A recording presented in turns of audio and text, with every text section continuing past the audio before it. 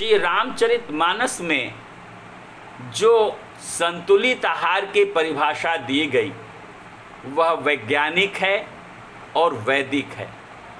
पहली बात तो श्री रामचरितमानस का जो संतुलित आहार है वह हमारे शरीर के 5 तत्वों से निर्मित होने का जो अनुपात है उस अनुपात के अनुसार आहार का विवरण दिया गया है।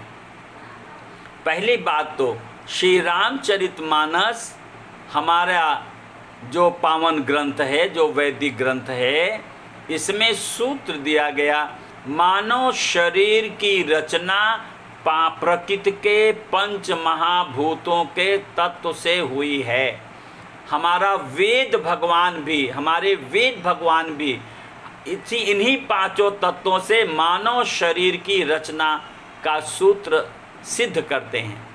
और प्रकृति में जो कुछ भी आपको दिखाई पड़ रहा है, चाहे वो वनस्पति जगत हो, चाहे वो जंतु जगत हो, चाहे वो मानव जगत हो, सब प्रकृति के 5 महाभूतों से ही बने हैं। सृष्टि में 5 महाभूत हैं। पहला है आकाश। आप बताएं, एक बात सूत्र समझ लीजिए। जब वेद भगवान कहते हैं एको ब्रह्म द्वितीयो नास्ति, एक ब्रह्म के अलावा दूसरी सत्ता नहीं है, और यही ब्रह्म अव्यक्त ब्रह्म कहलाता है। जो एको ब्रह्म द्वितीयो नास्ति, यह अव्यक्त ब्रह्म की उपाधि है, अर्थात व्यक्त ब्रह्म अभी नहीं है। और यही ब्रह्म जो अव्यक्त ब्रह्म है यह व्यक्त होता है प्रकृति के रूप में। तो बोलते हैं एको अहम बहुश्यामी। तो जो ब्रह्म है, जो अव्यक्त ब्रह्म है, अव्यक्त ब्रह्म से सबसे पहले अगर कोई जड़ तत्व प्रकट हुआ है वह है आकाश तत्व। आप अगर किसी वेदांत से, जो वेदांत के अच्छे विद्वान संत हैं, उनसे बात करें, जो अव्यक्त ब्रह्म है, तो जो प्रकृति का सबसे मूल तत्व है वो आकाश। और आप देखें आकाश अनंत है। आकाशात वायु, आकाश से वायु की उत्पत्ति हुई। पहला हुआ आकाश तत्व, और ये सबसे अलग है। आप देखिए, ये हमारे जो 5 उंगलियां हैं उसमें देखिए ये सबसे अलग कौन सा है? ये हमारा अंगूठा अलग है। तो जो अव्यक्त ब्रह्म है, जब व्यक्त हुआ तो सबसे पहले क्या बना? आकाश। आकाश मूल तत्व है सृष्टि का। इसीलिए आपके शरीर में आकाश मूल तत्व है। और आज की जो आहार की दिनचर्या है उसमें सबसे जो हमसे गलती हो रही, चूक हो रही है, वह हो रहा है कि हम आकाश तत्व को इग्नोर कर दिए हैं। हम आकाश तत्व नहीं ले रहे हैं, जबकि पूरी सृष्टि का मूल तत्व आकाश है। ऐसे हमारी भी शरीर में आकाश तत्व भी है। इसलिए आकाश से पहला आकाश तत्व जो सृष्टि का मूल तत्व है, और आकाश के नीचे ही 4 तत्व हैं। आकाशात वायु, आकाश के बाद क्या है? वायु तत्व। अब जरा देखिए आकाश और वायु में कितना गैप है। आपके अंगूठे में और ये उंगली में, इंडेक्स फिंगर में कितना गैप है? इतना ही गैप है आपके अनंत आकाश में और वायु में। तो आकाश अनंत है और इसके बाद वायु की उत्पत्ति हुई। आकाशात वायु, और वायु तत्व, आकाश और वायु मिलके अग्नि तत्व का निर्माण करते हैं, और आकाश वायु अग्नि मिलकर के जल तत्व का निर्माण करते हैं, और आकाश वायु अग्नि जल मिलकर के पृथ्वी तत्व का निर्माण करते हैं। ये वैदिक फिलॉसफी है सर। अगर आप देखेंगे ये वेद का सिद्धांत है, वैदिक सिद्धांत है। जो मैं आपसे निवेदन करता हूँ, रामचरितमानस के वैदिक सिद्धांतों और उनके वैज्ञानिक प्रयोगों के द्वारा आप अपने जीवन में रोग मुक्त हो सकते हैं। मेरा दावा है कि अगर आपने श्री रामचरितमानस के वैदिक सिद्धांत और वैज्ञानिक प्रयोग को समझने की कोशिश की तो आप रोग मुक्त हो सकते हैं। और जिस रोग मुक्ति के लिए आप अपनी आमदनी का 30 से 40% रुपया खर्च करते हैं और फिर भी रोग मुक्त नहीं हो पा रहे हैं, श्री रामचरितमानस के वैदिक सिद्धांतों और उनके वैज्ञानिक प्रयोगों को सुनकर, समझकर और अपनी सामर्थ्य और योग्यता के अनुसार किसी अनुभवी साधक के मार्गदर्शन में अगर आप प्रयोग करेंगे तो आप रोग मुक्त हो सकते हैं। तो पहली बात क्या है? पहला तो समझिए, सृष्टि का जो क्रम है, जब व्यक्त ब्रह्म की प्रकृति की उत्पत्ति हुई तो प्रकृति का सबसे मूल तत्व है आकाश। आकाश से वायु, और आकाश वायु मिलकर क्या बनाते हैं? अग्नि तत्व। आकाश वायु अग्नि तत्व मिलकर क्या बनाते हैं? जल तत्व। आकाश वायु अग्नि जल मिलकर के बनाते हैं पृथ्वी तत्व। तो पृथ्वी में 5 तत्व हो गए। इसमें आकाश तत्व भी हो गया, इसमें वायु तत्व भी हो गया, इसमें अग्नि तत्व भी हो गया, इसमें जल तत्व भी हो गया। और तभी तो पृथ्वी से हमारा सारा आहार की उत्पत्ति हो रही है। आकाश तत्व भी है, लेकिन आकाश तत्व मूल तत्व क्या है? आकाश माने न खाना। तो इसीलिए श्री रामचरितमानस में सूत्र दिया गया, क्षिति जल पावक गगन समीरा, क्षिति जल पावक गगन समीरा, और पंच रचित यह अधम शरीरा। हमारा शरीर 5 तत्वों से बना है। तो हमारे शरीर में कौन 5 तत्व हैं? एक तो आकाश तत्व है जो न खाने वाला। आकाश माने शून्य। हम जब किसी को कुछ नहीं देना चाहते हैं, चिढ़ाते हैं, तो क्या दिखाते हैं? अंगूठा दिखाते हैं। आकाश तत्व, हम कुछ नहीं देंगे। तो ये आकाश तत्व सबसे इम्पॉर्टेंट है। तो संतुलित आहार को समझना है अगर रामचरितमानस के वैदिक सिद्धांतों के आधार पर और वैज्ञानिक सूत्रों के आधार पर, प्रयोग विधि के आधार पर, तो सबसे पहला है आकाश तत्व। आकाश माने शून्य। और अगर आप अपने हाथ की रचना देखें तो अंगूठा है और ये 4 फिंगर हैं, इसे काउंटर फिंगर बोलते हैं। तो ये 1 2 3 4, ये 4 अंगुलियां और ये अंगूठा। अब जरा विचार करो, अंगूठा हटा दो तो क्या 4 अंगुलियों का उपयोग कर सकते हो? नहीं कर सकते। इट मीन्स अगर आपके निर्माण में, आपके आहार की दिनचर्या में अगर आकाश तत्व नहीं आएगा और केवल यही आप 4 तत्व लेते रहें तो भी आप रोग मुक्त नहीं हो सकते। ये आकाश तत्व क्या करता है? आकाश तत्व हमारे शरीर में पाचन, जो भी हम आहार लेते हैं, आहार लेने के बाद जो पाचन क्रिया हो जाती है, पाचन क्रिया के बाद जो मल और अम्ल बनता है, उसकी सफाई का मुख्य तत्व है। आपके घर में निर्माण किया आपने मकान का, और निर्माण करने के बाद निर्माण की सामग्री खत्म हो गई, अब निर्माण की सामग्री नहीं आएगी। जिस समय आप मकान बना रहे थे उस समय ज़्यादा निर्माण की सामग्री, ईंट, बालू, सीमेंट और सरिया आ रहा था, लेबर आ रही थी, और जैसे ही आपका निर्माण कार्य पूरा हो गया वैसे ही आपने यह बिल्डिंग मटेरियल मंगाना बंद कर दिया। और बिल्डिंग मटेरियल बंद करने के पश्चात अब आपने क्या की? घर की सफाई की।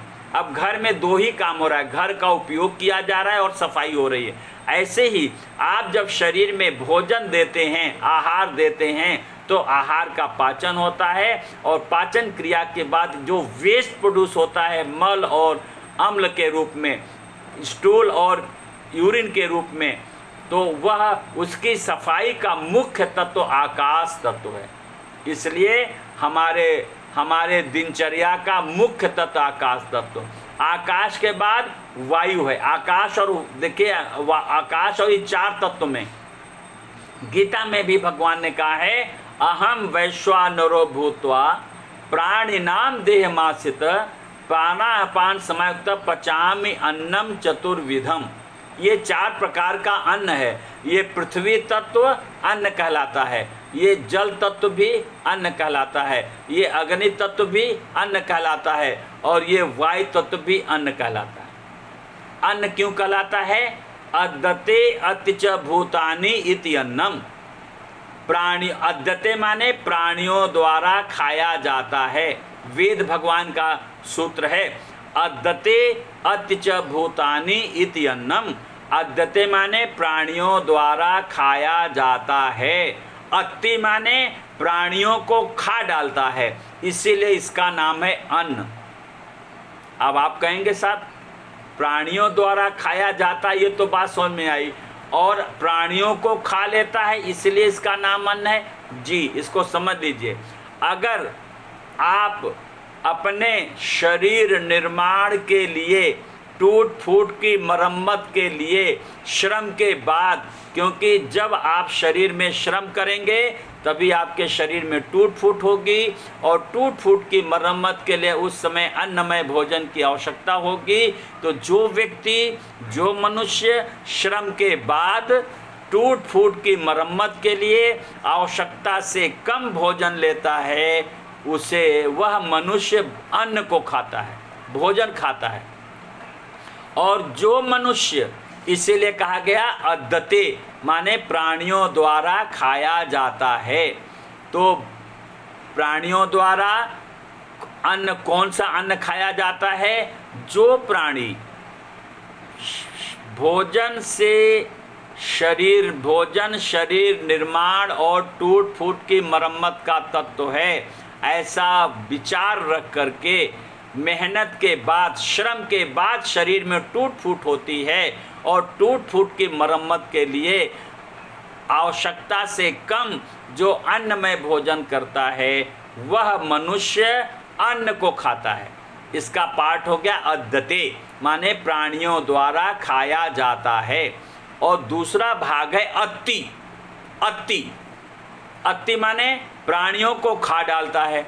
अब यही मनुष्य जब श्रम से पहले आवश्यकता से ज़्यादा बिना भूख के और भोजन से शक्ति का संबंध मानकर, माने भोजन यद्यपि शरीर निर्माण का तत्व है, लेकिन जब कोई मनुष्य भोजन से शक्ति का संबंध मानकर मेहनत से पहले, श्रम से पहले, बिना भूख के आवश्यकता से ज़्यादा जब अन्नमय भोजन करेगा, तो यह अन्न प्राणी द्वारा नहीं खाया जाएगा, बल्कि यही अन्न प्राणी को खा डालता है। अर्थात यही रोग का कारण बनता है, और रोग के रूप में यही अन्न मल के रूप में और अम्ल के रूप में शरीर में संचित होगा, और इस मानव शरीर को रोग के रूप में खा डालेगा, और एक दिन रोग से ये मर जाएगा। इसीलिए कहा गया अत्ति। अद्यते अत्य च भूतानि, अद्यते अत्य च भूतानि इति अन्नम। प्राणियों द्वारा खाया जाता है और प्राणियों को खा डालता है, इसीलिए इसका नाम है अन्न। तो भैया आप समझ लो, अगर आपने भोजन से शक्ति मानकर, और जो एलोपैथिक सिद्धांत है जो ब्रिटेन से आया है कि कैलोरी सिद्धांत को समझकर, कैलोरी सिद्धांत को मानकर, भोजन से शक्ति का संबंध मानकर, अगर श्रम से पहले बिना भूख के आवश्यकता से ज़्यादा इच्छा न होने पर भी अगर आप अन्नमय भोजन ले रहे हैं, तो यह अन्न आपके द्वारा नहीं खाया जाएगा। यह अन्न आपको मल के रूप में और बाद में कालांतर में रोग के रूप में आपको खा डालेगा, इसीलिए इसका नाम है अन्न। तो अद्यते अत्य च भूतानि इति अन्नम। और इसी अन्न को भगवान श्री कृष्ण अर्जुन से कहते हैं, हे अर्जुन, अहम वैश्वानरो भूत्वा प्राणिनाम देहमाश्रित, प्राणिनाम देहमाश्रित। और मैं प्रत्येक प्राणी के भीतर जितने भी जीवधारी हैं, जिनके अंदर आत्मा है, जंतु जगत हो, चाहे पशु हो, चाहे पक्षी हो, चाहे कीट पतंगे हो, और चाहे मनुष्य हो, जहाँ जहाँ भी आत्मा का निवास है, वहाँ वहाँ मैं वैश्वानर अग्नि के रूप में उपस्थित हूँ, जिसे वाइटल पावर कहते हैं, जीवनी शक्ति कहते हैं, जिसे प्राण शक्ति कहते हैं, जिसे जठराग्नि कहते हैं। और इसी रूप में वह भगवान की जो आत्मा है, वह प्राण शक्ति के रूप में, वैश्वानर अग्नि के रूप में प्रत्येक प्राणियों के देह में स्थित हूँ। और पचामि अन्नम चतुर्विधम, ये जो 4 प्रकार का अन्न खाया जाता है। 5वां तत्व आकाश, ये खाने वाला नहीं है, न खाना, और 4 प्रकार का अन्न खाने वाला है। तो पहला है पृथ्वी तत्व दूध अनाज, जल तत्व तरकारियाँ, अग्नि तत्व मौसम के फल, और वायु तत्व माने सलाद पत्ती साग। तो जब 4 प्रकार का अन्न हमारे द्वारा खाया जाता है तो वैश्वानर अग्नि के रूप में जो भगवान की प्राण शक्ति आत्मा का अंश है, आत्मा का ही वो ऊर्जा है, उसी से ये 4 प्रकार का अन्न पाचन होता है। और पाचन होने के पश्चात आपके शरीर का पोषण किया जाता है, और पोषण के पश्चात जो वेस्ट प्रोड्यूस होता है शरीर में मल के रूप में और अम्ल के रूप में, उसका निष्कासन यही प्राण शक्ति, वही वैश्वानर अग्नि जब आकाश तत्व लेते हैं तब होता है। तो आप विचार करें तो हमारा संतुलित आहार कैसा होना चाहिए, चाहे गीता के अनुसार देखें, चाहे रामचरितमानस के अनुसार देखें। जब हमारा शरीर 5 तत्वों से बना है तो हमें तो शरीर को 5 तत्व चाहिए ना, 5 तत्व चाहिए। तो पहला तत्व कहाँ से शुरू करेंगे? सुबह से जब उठेंगे तभी तो हम आहार शुरू करेंगे। तो पहला आहार क्या होना चाहिए? आकाश तत्व, क्षिति जल पावक गगन समीरा, पंच रचित यह अधम शरीरा। तो हमारा शरीर चूँकि 5 तत्वों से बना है, और मैंने अभी आपसे निवेदन किया ये सृष्टि का जो मूल तत्व है वह है आकाश तत्व। तो हमें सबसे पहले क्या करना पड़ेगा? आकाश तत्व लेना पड़ेगा। और आपने देखा आकाश तत्व न खाना, खाली पेट। जब आप सुबह 4 बजे उठते हैं, 5 बजे उठते हैं, तो आपको को न कुछ खाना है न कुछ पीना है। अब यहाँ पर एक प्रश्न आ जाएगा। आप कहते हैं साहब बहुत सारे संत कहते हैं सुबह उठते ही वो योगाचार भी करते हैं, रामदेव जी भी करते हैं, बहुत सारे लोग हैं, हम नाम किसका लें, नाम लेने से कोई मतलब नहीं है। जितने भी योगाचार्य हैं, जितने भी आपके योग प्राकृतिक चिकित्सक हैं, जितने भी संत महात्मा हैं, वो एक बात कहते हैं कि भैया रात में एक तांबे के जग में पानी रखो और सुबह उठते ही आप 1 गिलास, 2 गिलास, 3 गिलास पानी पी लो, उसके बाद वॉशरूम जाओ। अब बताइए, आकाश तत्व जब अगर आपने सुबह उठते ही पानी ले लिया, जल ले लिया तांबे का रखा हुआ रात का, तो आकाश तत्व खत्म हो गया ना। तो आकाश तत्व कह जाएगा। तो ये जो चाहे योगाचार्य हों, चाहे प्राकृतिक चिकित्सक हों, चाहे संत महात्मा हों, यह रामचरितमानस के वैदिक सिद्धांत और वेदों के सिद्धांत के प्रतिकूल आपको मार्गदर्शन दे रहे हैं, गाइड दे रहे हैं, गाइडलाइन दे रहे हैं। गलत है, नहीं लेना है, गलत है, नहीं लेना है। ये सबको नहीं पता है कि आकाश तत्व क्या होता है। आकाश तत्व के बारे में किसी को नहीं पता है। ये केवल और केवल हमारे इस कलयुग में रामचरितमानस जो 447 वर्ष पूर्व हमारे जीवन में ग्रंथ आया है, और इस ग्रंथ की जो वैदिक सिद्धांतों की व्याख्या की है परम पूज्य योगी जी ने अपने गुरु के कृपा से, उन्होंने अपने जीवन में एक्सपेरिमेंट करके ये खोज किया है और बहुत सारी किताबों का पढ़ा है, और योगी जी ने बहुत सारा रिसर्च भी कराया है। डॉक्टर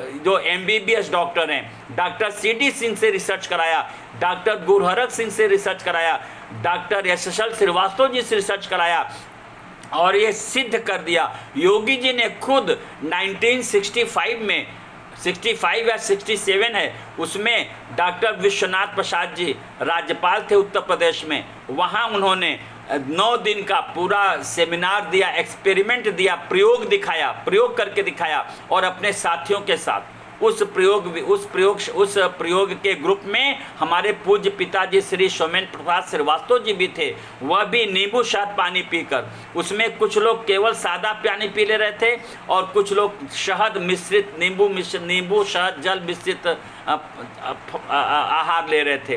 वो भी 24 घंटे में 2 बार, एक बार दोपहर में सुबह से दोपहर तक खाली पेट, और दोपहर में 1 गिलास नींबू शहद जल। योगी जी सादा जल ले रहे थे, योगी जी और 2-3 और लोग थे जो सादा जल ले रहे थे, उसमें पिताजी में थे सादा जल ले रहे थे, और जो ग्रुप थे उसमें सूरज भान शाकल थे, पंडित हरिनाम शास्त्री थे, सूरज भान की एक बहन थी तारा देवी, और सूरज भान की वाइफ थी, हमारे पिताजी थे, और एक यहाँ पर रायबरेली के हैं बाबा सिया राम जी थे। ऐसे बहुत सारे ग्रुप के लोग थे, और उसमें ये लोग ग्रुप ने वहाँ रह करके 9 दिन, और पुलिस की कस्टडी में डॉक्टरों की टीम के अंडर उन्होंने ये प्रदर्शन किया, ये एक्सपेरिमेंट दिखाया, प्रयोग करके दिखाया। और केवल 24 घंटे में 2 गिलास, एक बार सुबह एक बार रात में। और उसके पश्चात खेतों में काम किया, जो वहाँ राजभवन था वहाँ खेत में थे, खेत में काम किया, और सत्संग भी होता था, कथा भी की, माने श्रम भी किया। और डॉक्टरों ने पूरा उनका टेस्ट लिया, ब्लड का रिपोर्ट लिया, उनका फूंकने का लिया, उनको स्टेपिंग स्टूल पर टेस्ट लिया, सब टेस्ट लिया। और टेस्ट लेने के बाद रिजल्ट आया कि 9 दिन के अंदर जितने भी वहाँ एक्सपेरिमेंट प्रयोग करता थे, सभी प्रयोगकर्ताओं का वजन तो घटता चला गया, लेकिन एनर्जी लेवल बढ़ गया, ग्रिपिंग बढ़ गई। एक मशीन थी जो वजन भी बताती थी और ग्रिप लेने पर बताती थी कितनी एनर्जी है। तो लोगों का वजन से ज़्यादा दुगना और 2.5 गुना तो एनर्जी लेवल बढ़ गया। आप सोचिए, ये योगी जी ने एक्सपेरिमेंट करके दिखाया। लेकिन डॉक्टरों ने ये लिख के नहीं दिया कि भोजन से शक्ति का संबंध नहीं है। योगी जी ने कहा भाई लिख कर दो ना कि भोजन से शक्ति का संबंध नहीं है। मैंने तो भोजन नहीं खाया, अन्न नहीं खाया, फल नहीं खाया, सादा पानी पिया, और उसके बावजूद भी आप हमारा देखिए कि हमारा वजन घटा है, ताकत नहीं घटी है, हमारी दिनचर्या में कमी नहीं हुई है। हमने खेत में भी काम किया, हमने कथा भी किया, हमने योग किया, सब किया, लेकिन हमारा वजन तो घटा है, लेकिन एनर्जी लेवल नहीं कम हुआ। डॉक्टरों ने कहा साहब हम ये लिख के नहीं दे सकते कि भोजन से शक्ति का संबंध नहीं है। हाँ, हम ये लिख के दे सकते हैं कि इन लोगों ने भोजन नहीं खाया, वजन तो घटा, लेकिन शक्ति में कमी नहीं आई। ये डॉक्टर कैसे लिख देगा? सोचिए, राजभवन में राज्यपाल के गाइडेंस में, मार्गदर्शन में, उनके इन्वेस्टिगेशन में सीआईडी भी लगी थी। लोगों का सामान उनको सीआईडी ने रख लिया था, और सीआईडी थी कि ये लोग कुछ खा तो नहीं रहे, रात भर गश्त होता था। और साहब इसके बावजूद भी डॉक्टर लिखने को राजी नहीं हुआ कि हम इन्हें नहीं दे सकते, भोजन से शक्ति का संबंध नहीं है। क्यों? क्योंकि उसकी डॉक्टरी की डिग्री छिन जाएगी, उसका रजिस्ट्रेशन कैंसिल हो जाएगा, वो नौकरी से निकाल दिया जाएगा। क्योंकि मेडिकल साइंस में ये जो मिथ ऑफ मेडिकल साइंस है, कैलोरी का सिद्धांत, इसी कैलोरी के सिद्धांत ने आपको रोगी बना रखा है। तो भैया हमारे योगी जी ने इस कलयुग में मानव जीवन के लिए जो यह खोज की है, अनूठी खोज की है, रामचरितमानस के वैदिक सिद्धांत और वैज्ञानिक प्रयोगों के आधार पर हमारा संतुलित आहार क्या होना चाहिए। अगर संतुलित आहार है तो आपको सुबह उठकर पानी पीना बंद कर देना चाहिए, नहीं पीना चाहिए।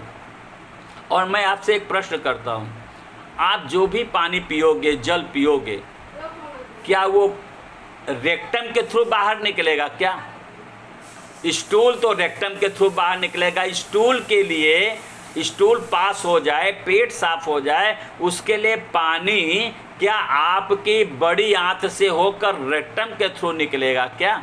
अरे पानी, जो भी आप पानी पिएंगे, जो भी लिक्विड वेस्ट होता है वो ब्लड के द्वारा एब्जॉर्ब होता है, ब्लड किडनी में जाता है, किडनी वाटर को फिल्टर करेगी, वाटर फिल्टर, जो एक्स्ट्रा वाटर जा रहा है, जो वाटर के साथ जो हम खाना खा रहे हैं उसके साथ जो वेस्ट जा रहा है एसिड्स के रूप में, वो उसको बाहर निकालेगा, फिल्टर करेगा, डायलिसिस करेगा। ब्लड का डायलिसिस करता है हमारी किडनी, और किडनी डायलिसिस करके जो आपने पानी पिया 3 गिलास, यद्यपि आपको प्यास नहीं थी, और जो आपने पानी पी लिया वो किडनी के ऊपर ओवरलोडेड वर्क हो गया, एक्स्ट्रा वर्क हो गया, और उस एक्स्ट्रा वर्क के कारण किडनी को पानी को ज़्यादा फिल्टर करना पड़ेगा, डायलिसिस ज़्यादा करना पड़ेगा, और डायलिसिस करके यूरिन पी जाना पड़ेगा। तो ये जो आपने सुबह का पानी पिया है 1 गिलास 2 गिलास, माय डियर फ्रेंड्स, ये आप गलत कर रहे हो। अज्ञानता है, इग्नोरेंस है, नहीं पीना है। ये किडनी पर ओवरलोडेड हो रहा है।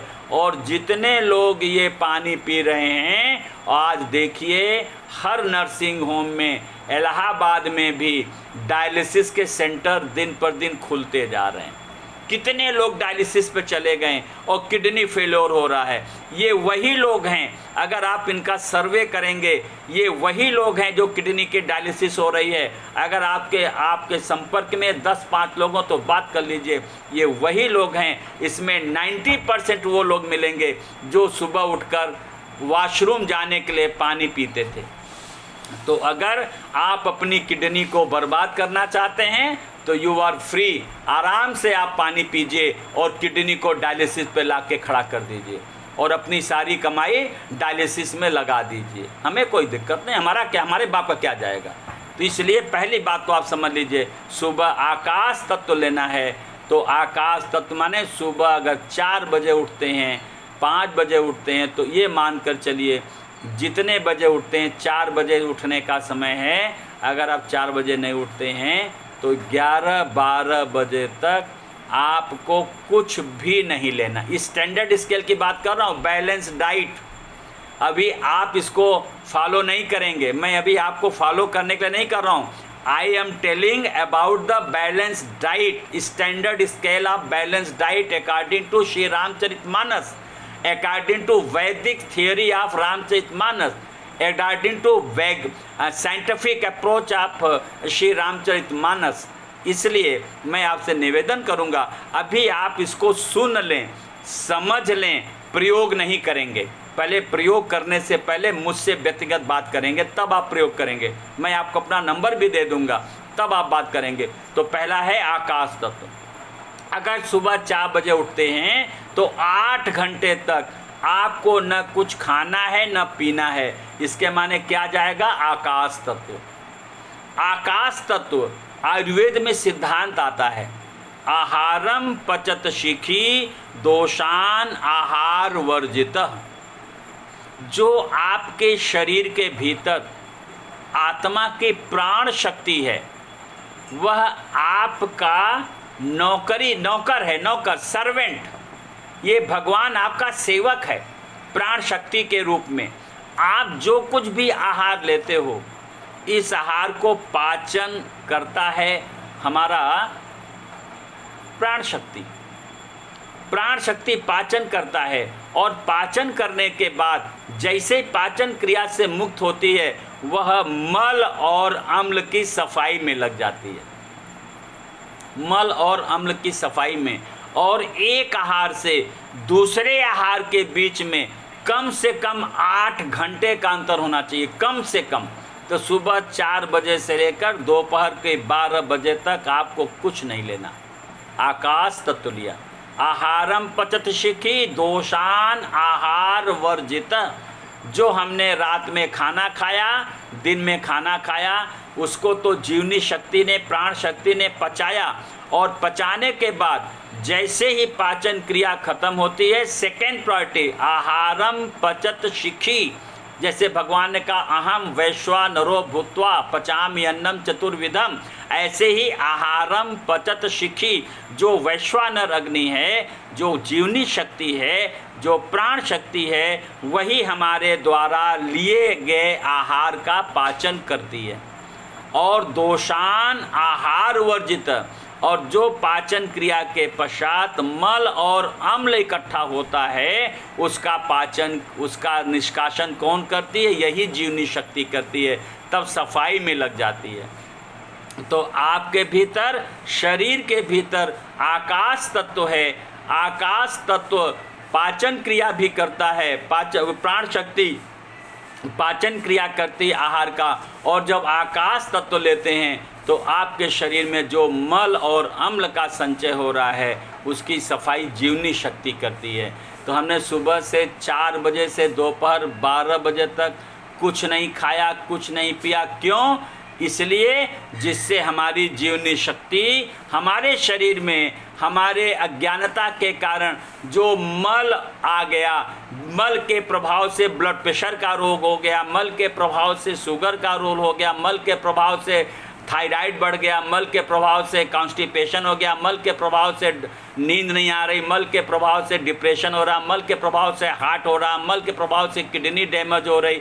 तो जो भी ये मल का सभी रोगों का आधार है मल और अम्ल। तो जो ये मल और अम्ल है उसकी सफाई के लिए हमें क्या देना पड़ेगा?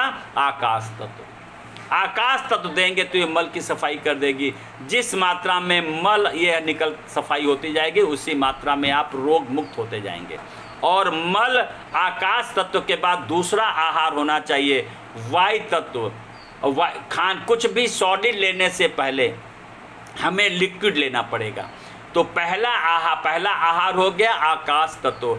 आकाश तत्व के बाद अब हमने जो आपको एग्जाम्पल दिया था, breakfast like a prince, lunch like a king and dinner like a beggar. अब इसी सिद्धांत को फॉलो कर लीजिए, रामचरितमानस के वैदिक सिद्धांत और वैज्ञानिक जो विधि है संतुलित आहार का, बैलेंस डाइट का। तो हमें क्या करना, पहले आकाश तत्व ले लिया 8 घंटे, सुबह 4 बजे से दोपहर 11-12 बजे तक हमने कुछ नहीं लिया, आकाश तत्व लिया। अब 11 और 12 के बीच में कोई लिक्विड डाइट ले लीजिए। मे भी नींबू शहद ले सकते हैं, मे भी सूप ले सकते हैं, मे भी आप जूस ले सकते हैं, नारियल पानी ले सकते हैं, मट्ठा नहीं ले सकते, मिल्क प्रोडक्ट नहीं ले सकते, केवल जूस ले सकते हैं, नींबू शहद पानी ले सकते हैं, सूप ले सकते हैं, केवल लिक्विड डाइट। और लिक्विड डाइट लेने के 2 घंटे बाद माने 12 बजे अब आप 1:30 से 2 के बीच में अब आप क्या लेंगे, सलाद लेंगे, मौसम का फल लेंगे, फल और सलाद। अभी सब्जी नहीं लेंगे, अभी आप वायु तत्व लेंगे, अग्नि तत्व लेंगे, फल लेंगे और सलाद लेंगे। इसमें अंकुरित भी लिया जा सकता है, तो फल और सलाद। इसके बाद अब शाम को फिर आप कोई ब्रेकफास्ट ले सकते हैं। तो हमने दोपहर में क्या ले लिया, थोड़ा हमने फल ले लिया, थोड़ा सलाद ले लिया, थोड़ा स्प्राउट्स ले लिया, थोड़ा ड्राई फ्रूट्स ले लिया। इस प्रकार के वैरायटी के फल हैं, तो रोज़ हमने फल बदल बदल कर ले लिया। इस प्रकार से फल और सलाद दोपहर का भोजन हो गया, वायु तत्व हो गया, अग्नि तत्व हो गया। और इसके बाद रात में अब आप देखें, ये पृथ्वी तत्व है और ये जल तत्व है। अब रात में क्या ना है, अनाज सबसे छोटी उंगली, ये पृथ्वी तत्व सबसे छोटी उंगली, देखिए सबसे छोटी उंगली है, और ये जल तत्व सबसे बड़ा है, इससे पृथ्वी तत्व से बड़ा है। तो आप देखेंगे पृथ्वी के ग्लोब में भी थल भाग कम है, जल भाग ज़्यादा है। तो हमें तरकारियाँ ज़्यादा चाहिए, अन्न का भोजन कम चाहिए। तो आपको अन्न की मात्रा कम और सब्जी की मात्रा ज़्यादा। अब रात में फल नहीं खाएंगे, रात में सलाद भी नहीं खाएंगे, केवल सब्जी खाएंगे और अन्नमय भोजन करेंगे। और अगर आपको दूध पीने की आवश्यकता है तो आप 1 रोटी कम खाएंगे। अगर 3 रोटी खाते हैं तो 1 रोटी कम खाइए और तब 1 गिलास दूध ले सकते हैं। अगर आपने रोटी भी 3 खा लिया और बाद में दूध ले लिया तो ये दूध भी पूर्ण आहार है, भोजन ज़्यादा हो जाएगा। इसलिए मेरा आपसे निवेदन है, श्री रामचरितमानस के अनुसार जो संतुलित आहार है वह क्या है, सुबह से दोपहर तक 4 बजे से सुबह 4 बजे से लेकर दोपहर 11 बजे तक आकाश तत्व लिया, न कुछ खाना है न कुछ पीना है। और दोपहर में हमने पहले रसाहार लिया, चाहे नींबू शहद ले लिया जल, और चाहे हमने सूप ले लिया, चाहे जूस लिया, चाहे नारियल का पानी ले लिया। इसके बाद दोपहर में फल सब्जी सलाद, यहाँ पर आप फल ले सकते हैं, अंकुरित ले सकते हैं, और सलाद ले सकते हैं, ड्राई फ्रूट ले सकते हैं, और सब्जी ले सकते हैं, और दही लेना चाहें तो दोपहर में दही ले सकते हैं, मट्ठा भी ले सकते हैं दोपहर में। और रात में अन्नमय भोजन और सब्जी, तो जिसमें सब्जी की मात्रा ज़्यादा, अन्न की मात्रा कम। अगर आप दूध, यद्यपि दूध की आवश्यकता शरीर को नहीं है, लेकिन अगर आप लेना चाहते हो तो 1 रोटी घटा दीजिए और रात में दूध ले लीजिए। इस प्रकार से ये संतुलित आहार है श्री रामचरितमानस के अनुसार। अब चाहे हार्ट पेशेंट हो, चाहे किडनी पेशेंट हो, चाहे शुगर का पेशेंट हो, चाहे ब्लड प्रेशर का पेशेंट हो, जो भी पेशेंट है उसकी दिनचर्या यही आहार की होनी चाहिए।